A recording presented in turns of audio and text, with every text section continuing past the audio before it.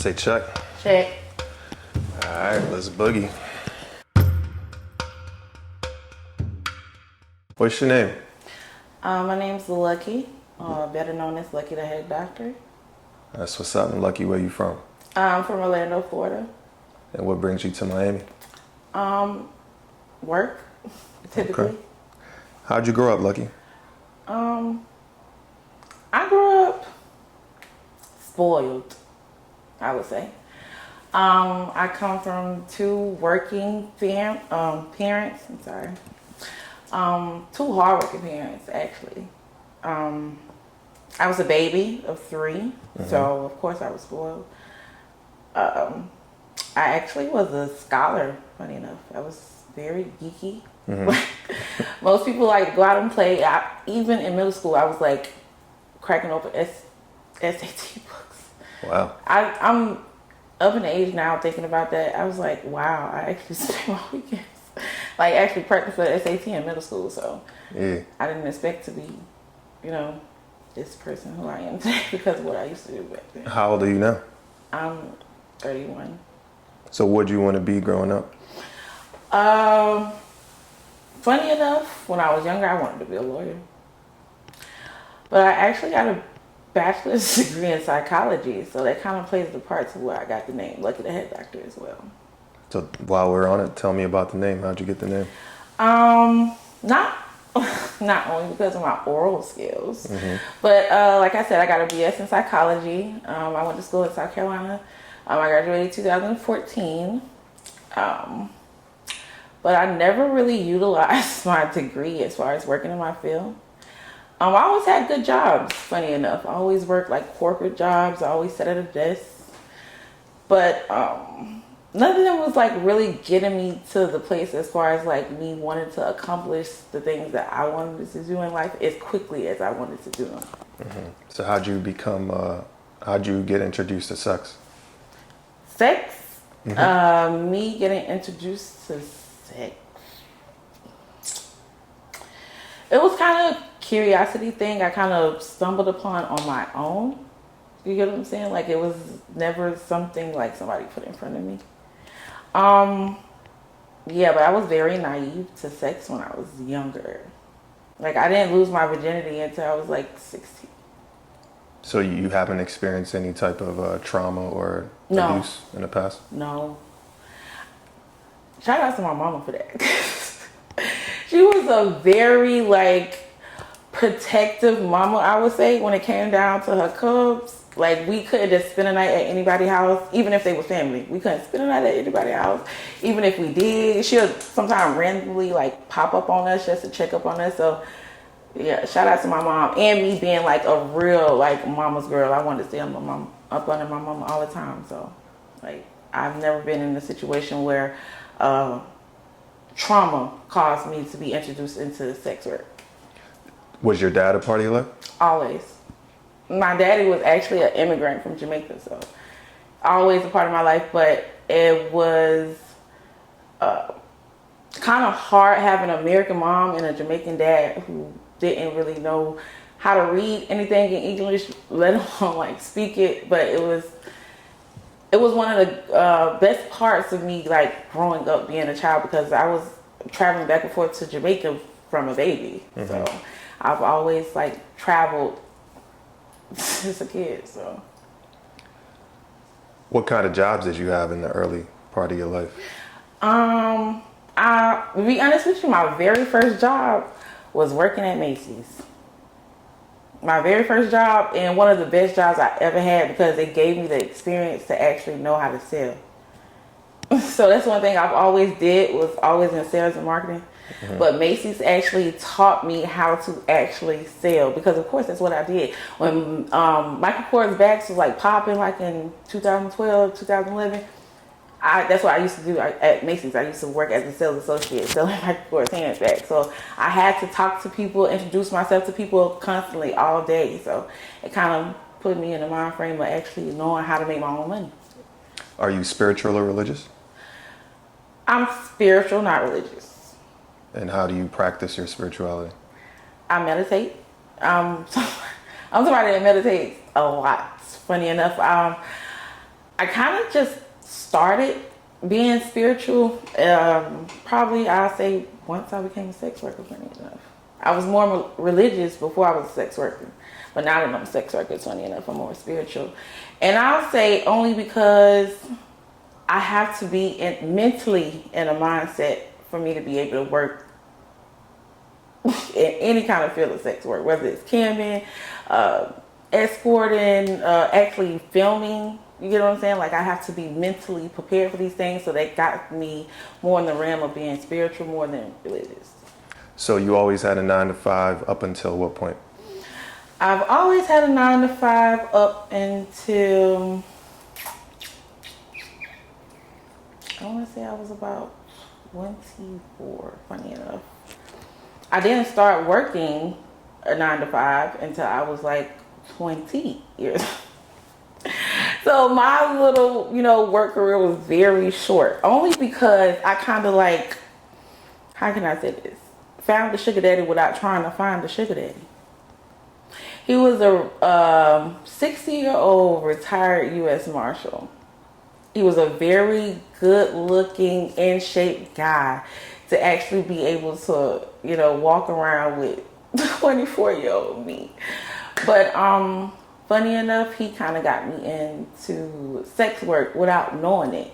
You get what I'm saying? Because even though I worked 2 jobs at the time, he used to always give me the do's and the don'ts as far as like meeting guys online or doing meetups. I didn't even know what it was, but it was like he was always giving me the do's and the don'ts on it every day consistently. So it kind of put me in the mind frame of I'm working 2 jobs, but at this point, like within my first month of meeting this guy, he was like literally paying every bill in my apartment. Literally, it went from my phone and my lights to the rent, the lights. He's buying me furniture, TVs, everything. And I like stumbled upon him like playing online. I wasn't a big social media person before sex work. I still say to this day, like if it wasn't for what I do for a living, I don't think I have social media, but yeah, me just playing around online, I kind of stumbled upon him. But I'm like, what more could I do? How many more guys can I meet to do stuff for me besides him? So describe the first scenario that you would say was sex work. Okay, so boom, my first scenario as far as I would say sex work, I went full-fledged, dived in head first on Backpage without knowing what to do. I only know what not to do from what he was saying to me every day. I guess he had the mindset that I was already like a working girl, but I wasn't. I was working 2 jobs. Like, I'm literally talking to you every day, so you should know I'm working 2 jobs. But I'm like, let's just see what it takes, where it goes. And one day I posted, and funny enough, me working 2 jobs, I made more money than I ever did the first time I ever posted on Backpage.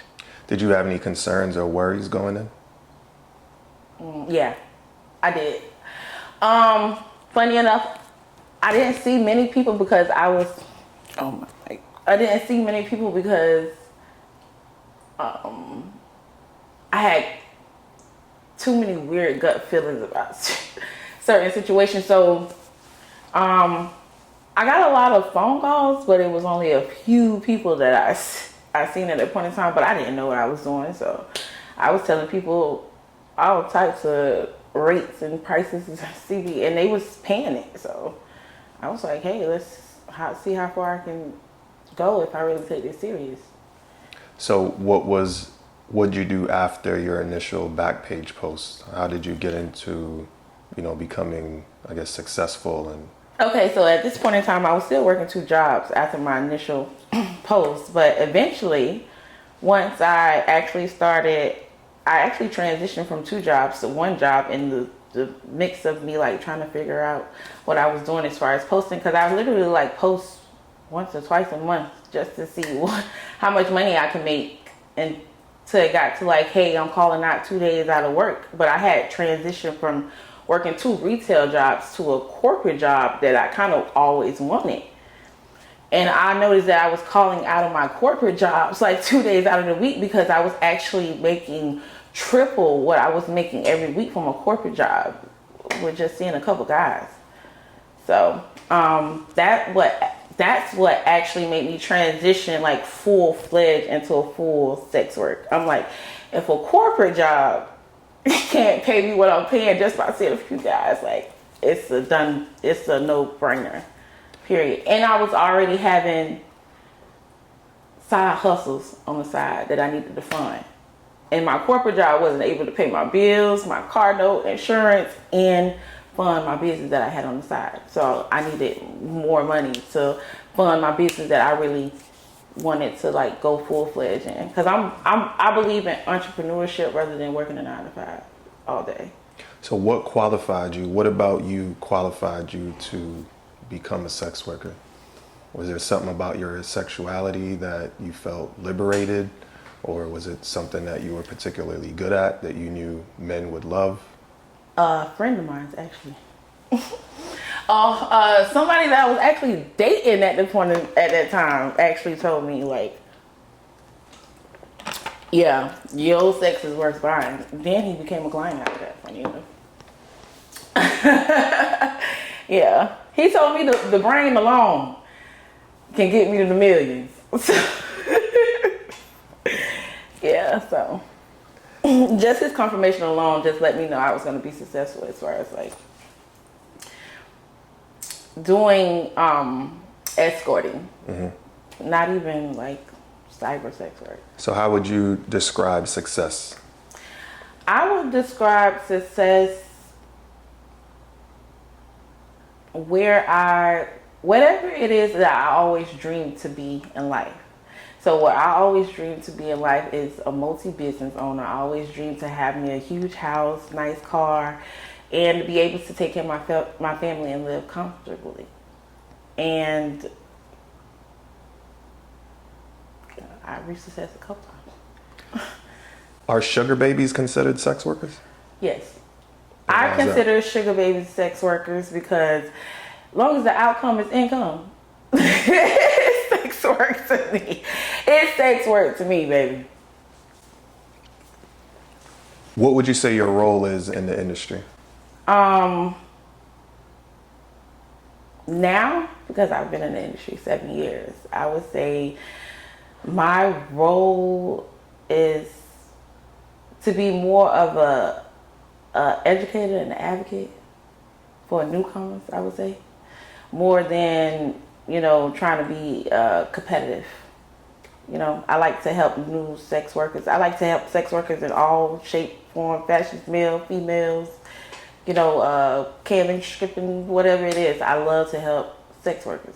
I told myself I'm gonna start a non-profit organization called Hoe with a Heart.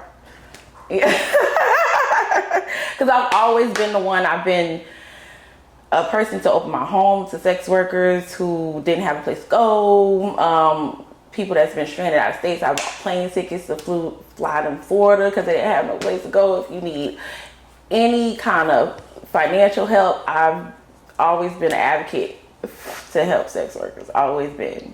Because some people are in this for survival. You get what I'm saying? I wasn't a survivor sex worker, but a lot of people were like homeless, so they had to start sex work, to get money to quickly. You know what I'm saying? People always like, well, why can't you work a job?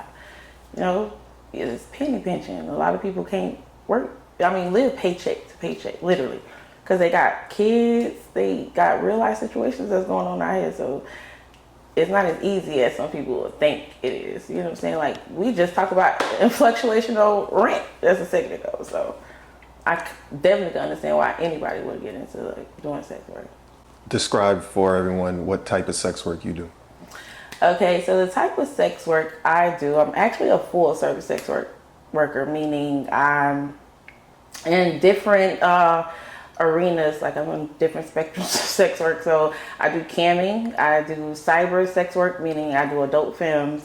I'm also a full service sex worker, an escort, like I do servicing. I never stripped. That's one part of sex work I've never done. I've done like kinky sex work, like BDSM, stuff like that. So I've been in a lot of genres. Have you ever walked the streets? No, I haven't walked the blade, only because I feel like the area I live in is not popular to like walk the blade. But if I was in a state to walk the blade, I'm guaranteed I probably walk the blade. What's the hardest part of your job?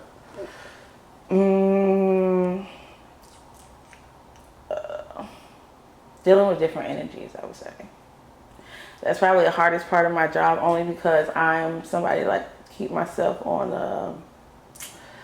a positive vibration when it comes to working, but people be in different mind states that kind of can throw the energy off a little bit. So that's like the hardest part of working, because sometimes I have to put on this persona even if I'm in the room with bad energy, you know what I'm saying, just to make the to get the money, as long as the outcome is income. I always think about that. So Have you ever been in any dangerous situations? I have been in a dangerous situation. Oh, I'm covering my mic again. As far as like, it was funny enough, it was with a porn star. It was during filming. But never in like escorting. I never had like a bad situation as far as like escorting, but I've had like a dangerous situation happen to me with shooting porn. How so? I had a talent to get like physically aggressive, like physically abusive with me, who claimed to cause harm to themselves, other performers on set. So it was a real crazy, it was a real crazy situation, but it was a situation where, you know, we all got through it. It didn't go left, you know, we kind of stuck together, kind of stuck by him to kind of figure out what was really going on. Who are some of your friends in the industry? I was going to say, I have a lot of people that I socialize with in this industry, but somebody that I talk to every day, her name is Juicy Thick. She's an adult film star. She's a good friend. I've been associates with her probably since I first started. Funny enough, this was way before I even had OnlyFans. Funny enough, I actually came out when I first started filming with Rich the Piper. So we kind of both came out together. So he's somebody I consider family. But it's a long name with people. I actually just filmed with Go-Go, fuck me. So kudos to me for that. For sure. Do you think you might be addicted to this lifestyle? No. I definitely have a goal. I definitely see an out to it. It doesn't define me. I should say that. Sex work doesn't define me or who I am. I'm definitely a different person outside of sex work. It's like it's kind of like a cape. You know, when I put my cape on, I'm lucky. When I take it off, somebody else. So how does it affect you in your personal life? It affects me in my personal life because I've had to deal with insecurities as far as relationship wise personally. But funny enough, my family is very supportive as far as me being a sex worker. I have a very supportive family. I have a large family, but we're very tight knit, we're very supportive. They know I'm smart.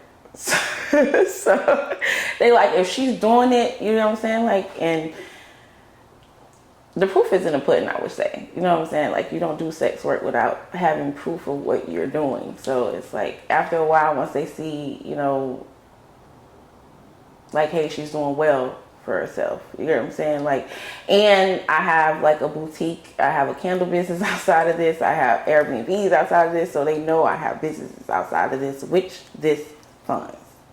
So when did mom and dad become aware of your job? Okay, so I'll say probably my first year escorting, I would say. Because I'm escorting in my city, and because I come from a well-known family, and I was actually showing my face. I've never been one to hide my face. Of course, somebody was going to tell. So I didn't tell her first. She heard it, and she asked me, and I told her the truth. What was her reaction? You know, as a mom, she always tell me like, hey, you be safe, you protect yourself, you know, this isn't something that I want for you, but you know, you went to school, you did all this and you decided to do this, you take this route, you know what I'm saying, just make the best out of it. It's something you're going to do, make sure you want the best that will do it. And dad?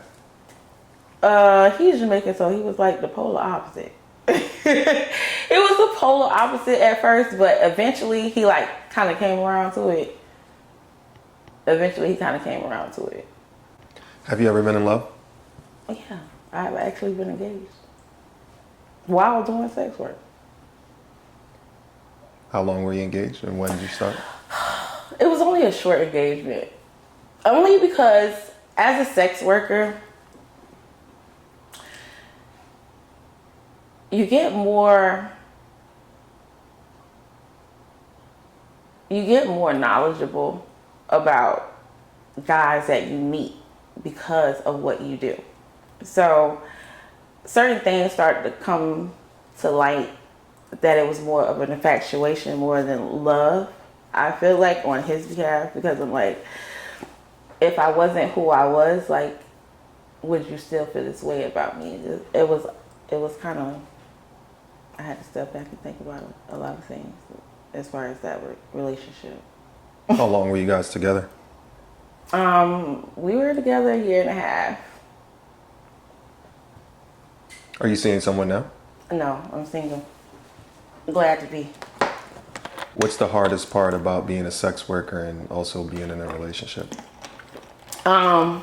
Insecurity. I say insecurities. Only because, you know, even though you're a sex worker, they might agree to you being a sex worker. It's always like these thoughts in the back of their head, like if there's someone else online or somebody you're meeting and you guys are, you know, having this emotional connection rather than it being about money. Irregardless of what you tell them, they still have these thoughts in their head. So. And then eventually they always want you to, hey, you should do something else. Have you ever been arrested? I have. Please tell us. Very petty stuff, y'all. I don't get in trouble. I'm a good girl, y'all. I went to jail for like false 911 calling and stuff because I called the police on the police. Like, y'all, I don't get in trouble. I'm not one of them. Yeah, that's the type of stuff I done got arrested for because I talk shit. I'm gonna talk my shit. Yeah, he was hot, man. He was younger than me. He was like 21. He was big, man. What was the situation? What went down? Funny enough, it was a situation with a rental car. It was a rental car that was in someone else's name, but they wanted to remove it from our home when we didn't have the keys or none of that at the time to remove the car. So the girl called the police, and yeah, that's how that went. And I went to talk my shit, and he was like, "Oh, I arrest you." So I'm like, "No." But at that point in time, remember, like, my first sugar daddy was a retired U.S. Marshal. So any type of law enforcement situations, I used to call him. Right? So he told me, he was like, call his supervisor, call somebody ahead of him if he just want to arrest you. You know what I'm saying? By hearsay or, you know, a situation you really not even involved in. And as soon as I do that, he want to put me in handcuffs. I'm like, okay, take me to jail, I guess. And so then he wanted to be my friend when I was in the back of the car. He want to talk to me about our future. I'm like, Charles, you ain't finna turn this car around. Don't talk to me about nothing. Handcuffs. For real. Are drugs a part of your life? No, I don't do drugs. I smoke reefer. I don't do drugs. No. I don't even drink alcohol, y'all. How do you handle a situation that you don't want to be in regards to sex work?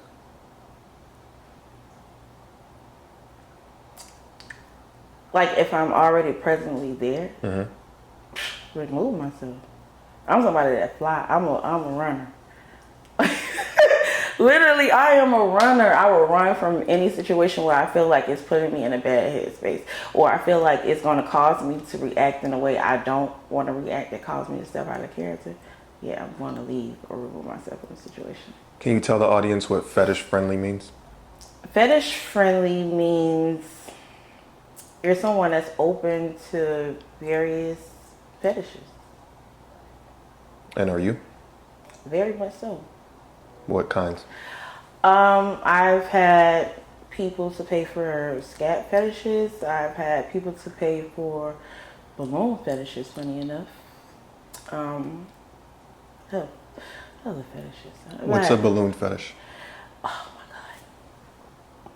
So, I have a phobia of loud sounds, funny enough. And this guy wanted me to wear heels, like have on sexual lingerie, wear heels, blow up the balloons, tie them up, and like pop them. Like while he was laying down, like all the balloons around, just pop them with the heels.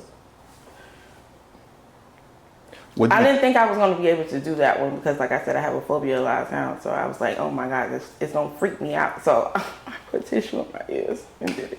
What do you contribute to you having such an open mind?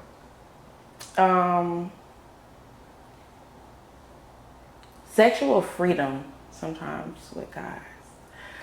You know, some guys have been in marriages or situations for numbers of years and haven't been able to express themselves sexually to anyone. So I feel like that's why I kind of played a part. So would you say that you're a pleaser and Yeah, definitely. you get off by pleasing Definitely. and also getting paid? Definitely.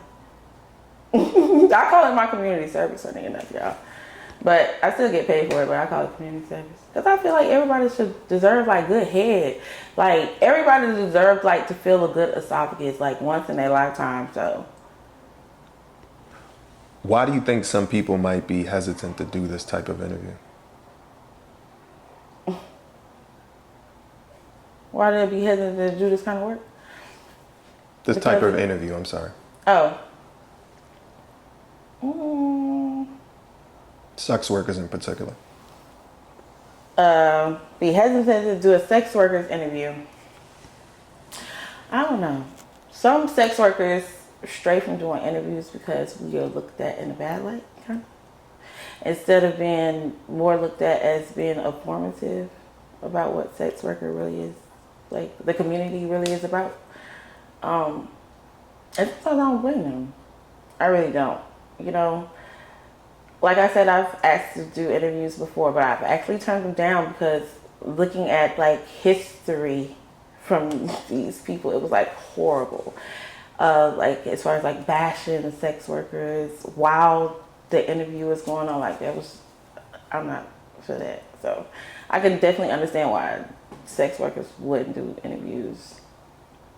So what makes you open to doing an interview like this? What changed for you?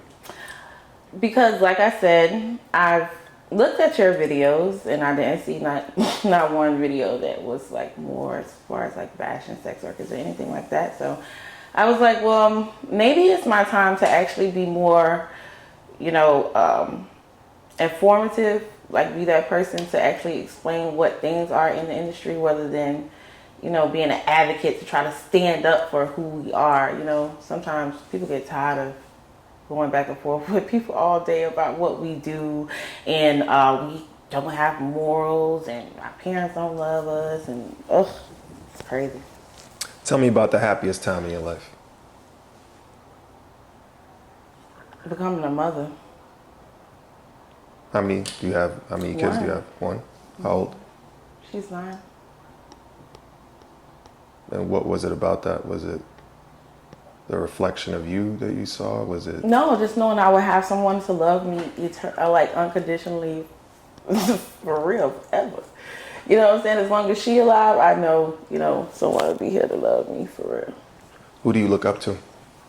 That's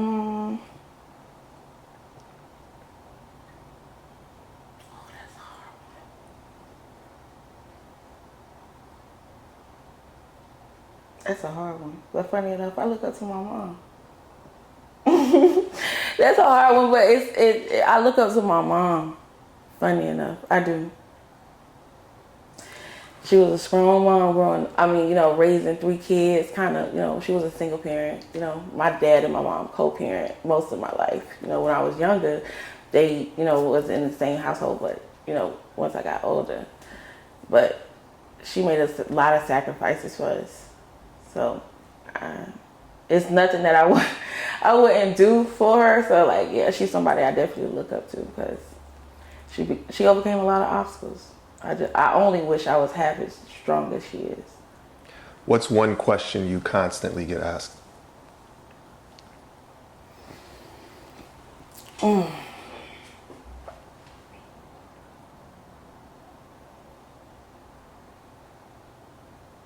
It's not a question that I constantly get asked, as far as like, oh, do I get tested? Like, I get asked that a lot. And what do you say? Of course. What type of frequency are you getting Every tested on? 14 days, I'm talking frequently. I'm there like it's a church service. I love getting tested. Do you Tested. Do you get any comments on your gap? All the time. What do they say? That they like it. There's some theories behind the gap. Are you aware? Mm-hmm. What'd you hear? That the women bless, sexually, which I believe. Funny enough, people be like, "Well, you made me a believer," So I heard that a lot, But when I was younger, I used to get picked on about my gap all the time. Didn't care about it, but It's funny how those things that we got picked on are our biggest assets. Right.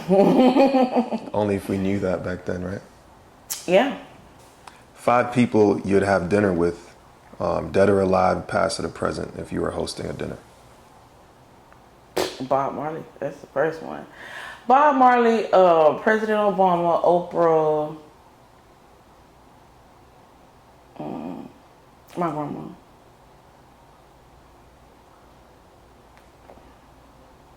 Who would be the 5th one? 21 Savage. Okay, that's a sleeper. Why 21 Savage? I love 21 Savage. What about 21? He hood. I like that 21 hood, but 21 he's not like, how can I say it? He's not,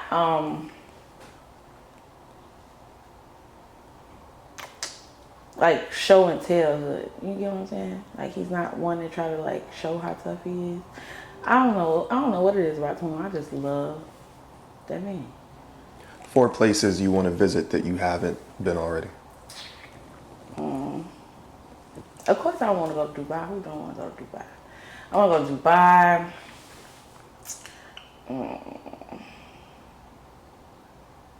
I want to go to Tokyo. I always wanted to go to Tokyo since I was a little girl, but I really want to go to Tokyo.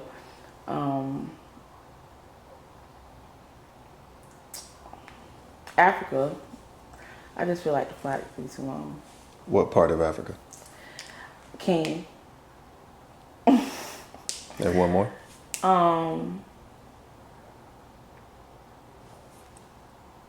Spain. I wouldn't mind touring Spain. All right, and here's the question I asked before. 3 tips for the next generation of sex workers. Okay, 3 tips for the next generation of sex workers. 1, I would say individuality is key. Please go to the beat of your own drum. Find your niche. Because what works for someone else may not work for you. What works for you may not work for someone else. And your niche is how you're going to make your money. And consistency. Consistency is key because consistency is really how you make your money in this industry. As long as you always got, something fresh or, new going on, visibility. You know, people always see you. 2 people you'd want to see on the show. On this show, Jay Nasty. I want to see Jay Nasty on the show, and then I want to see Juicy Thick. I want to see Juicy Thick because I feel like she's a very, how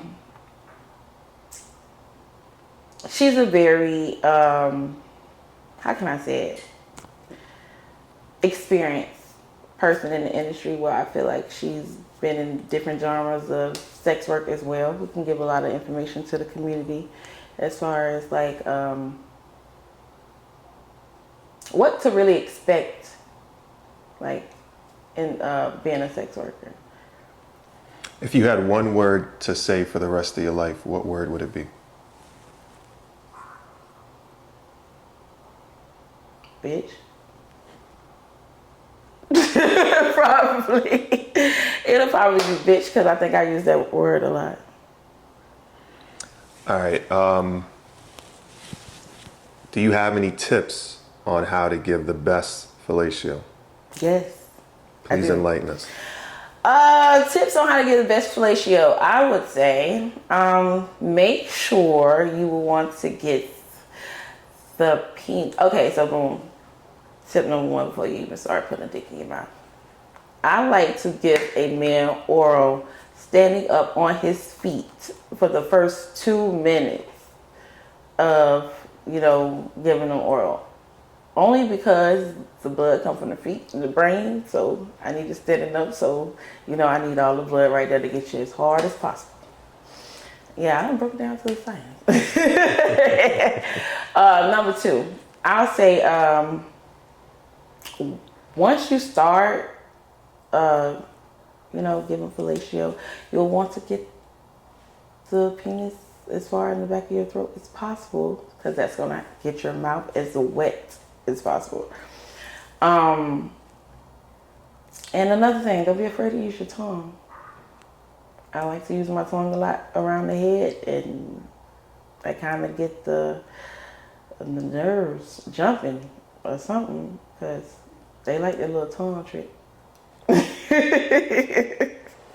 Yeah, those are my little 3 tips. Make them stand up the first 2 minutes. Put it all the way in the back of your throat when you first begin, so you can get the mouth as wet as possible. As long as you get the mouth as wet as possible, it's gonna feel good. And then, what was the last tip? I don't remember, but I'm sure when we were in the What was the last? I'm not the one that needs it, but I'm sure when we were Don't be afraid to use your tongue. Right. Yeah. That's right. Well, thank you so much. You've been informative and Thank really you for having clear. me. This is my first interview, so. For sure. Do you have any shout outs? Yeah, shout outs to me. Feel like stepping outside of the box. Like I said, I've been in this industry for a long time, and funny enough, I've been crossing a lot of things off my list I didn't think I was going to do as far as being in the sex worker industry. I just thought I was going to be this, independent person. But I shot on my first pro set as far as adult films this year. Kudos to me, my first interview.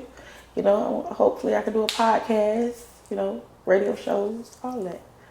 That's what's up. Thank you again. Thank you.